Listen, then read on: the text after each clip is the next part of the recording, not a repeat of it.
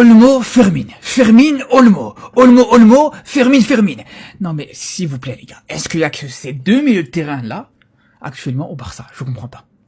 Est-ce que là on n'a pas le meilleur centre de formation au monde? On n'a pas la Masia qui est peut-être le centre de formation qui te recrute le mieux et surtout qui te forme le mieux les milieux de terrain? Pour que tu nous mettes à chaque fois les deux mêmes joueurs. Une fois ça va être l'un, l'autre il va décevoir, tu vas mettre l'autre, je comprends pas les gars. Ça c'est une première chose. Deuxième chose les gars. T'as la possibilité aussi de changer de configuration, de système, de faire passer Pedri et De Jong plus haut, avec Casado que tu mets juste derrière. Ça, j'en ai déjà parlé plusieurs fois. Mais bref, à la limite, le reste, franchement, dans cette compo, il n'y a rien à redire. Juste cette défense centrale, moi, je vois Cubarsí, Araujo. Je vous le dis, les frères, moi, quand je vois Araujo déjà titulaire, je serai jamais serein. Je peux vous le dire, les gars, je serai jamais serein. Même si ça reste contre Oviedo, ça reste dans les cordes, largement dans les cordes d'Araujo, clairement. Mais c'est quand même la défense, les frères.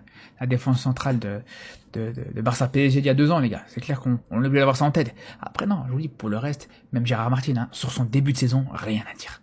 Rien à dire. Eric Garça, tu le mets titulaire, tu laisses reposer Koundé, c'est très bien. Et pour le reste, vraiment parfait. Ferran Torres, au mérite. D'ailleurs, Ferran Torres, moi, j'espère qu'il va mettre un doublé aujourd'hui pour revenir à hauteur de Mbappé dans le classement des buteurs. Franchement, il a un mérite énorme actuellement, Ferran Torres, par rapport à ça. Pour moi, il faut même carrément lui donner les pénaltys pour qu'il puisse rester sur ça.